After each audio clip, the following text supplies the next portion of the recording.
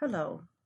I wanted to take this opportunity to create a video to share a little bit about the assignment expectations, particularly the assignment expectations for your reflective writing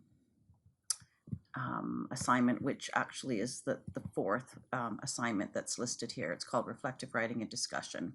This is probably the one that you'll have the most amount of questions about because it involves almost weekly writing. So I'm just going to review the expectations for you to alleviate any of hopefully the questions that you might have. This assignment is worth 30% of your overall mark. And what's unique about this is that I will not be grading your weekly writing, but what I will be grading is a culmination paper that you will write reflecting on your weekly writing, in particular 2 of your weekly writings, and you will submit that the very last week of the course. So basically this assignment is to look at the process of writing and making your thinking visible on paper. And also what's important to note about this assignment is that I will not be closing the weekly discussions for a number of reasons. I want you to be doing these in a timely manner, but I recognize time that things happen, and I don't want you focusing on the deadlines. I want you to be focusing on the content. So each week you'll note that there's an available date, and so you'll see week 1. You won't see week 2 until Sunday the 12th, but what you will notice is in the course calendar you're going to notice the availability dates. Week 1 discussion available, week 2 available, week 4 available. There is no discussion in week 3.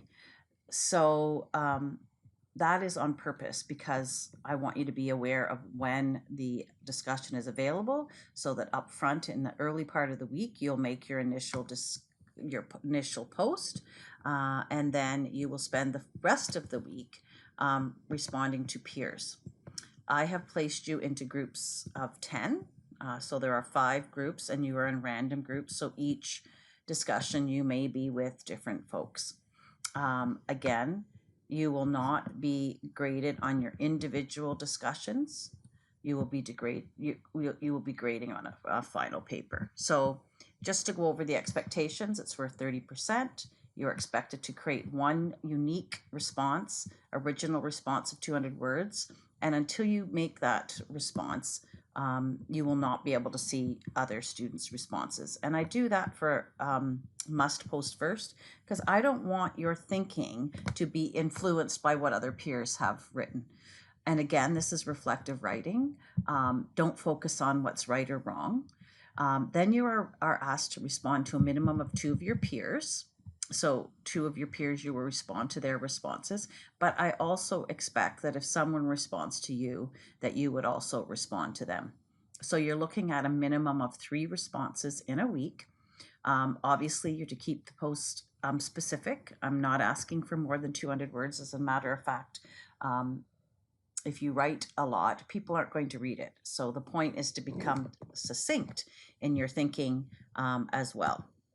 So again, due dates for discussion forums are 1 week from the posted week. So you'll look in the calendar and you'll see that something's available week 1 on that date. By the following week, 7 days later, it is due. Again, I'm not closing the forums. They will not close. So the expectation is if you fall behind, please still post. Keep in mind, though, that you may not be able to respond or have that back and forth with your peers. So obviously, as I've said in the expectations, I do not expect that you will make your initial post the very last day of the week, because that doesn't allow your peers to respond to you within that week. One of the things that I do as part of the rubrics is I keep track of the statistics. And so I'm able to see how many threads that you make and in a timely manner. That's just a small part of the evaluation. Obviously, I'm going to be looking at in the final response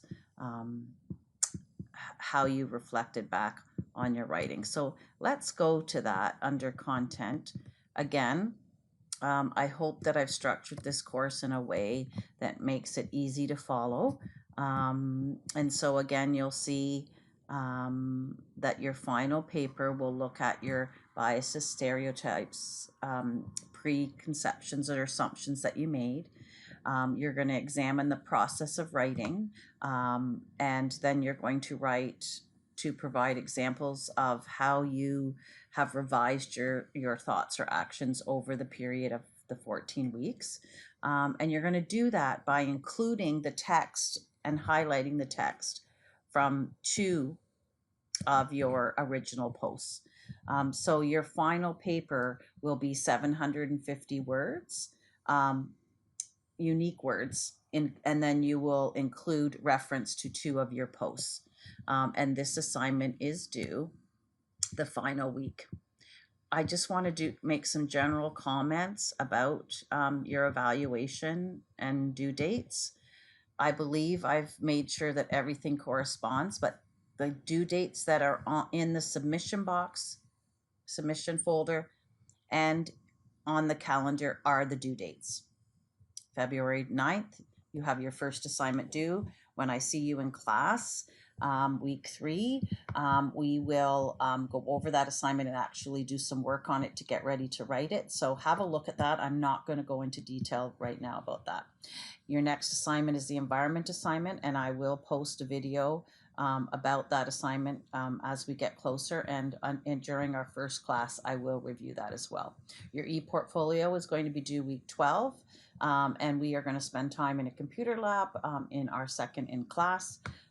So not to worry, we will review all of those expectations. And then obviously your final assignment, and I've made it due on the Monday, April 20th, because we are actually in class that weekend for your final weekend. So we'll be doing some final wrap up for the course. And your final reflective paper will be due on April 20th at 10 p.m. So if in doubt, always go to the submission folders. And also, I have included everything in your calendar. So you should be able to follow along and see what's expected of you. You'll notice that there's an academic integrity quiz.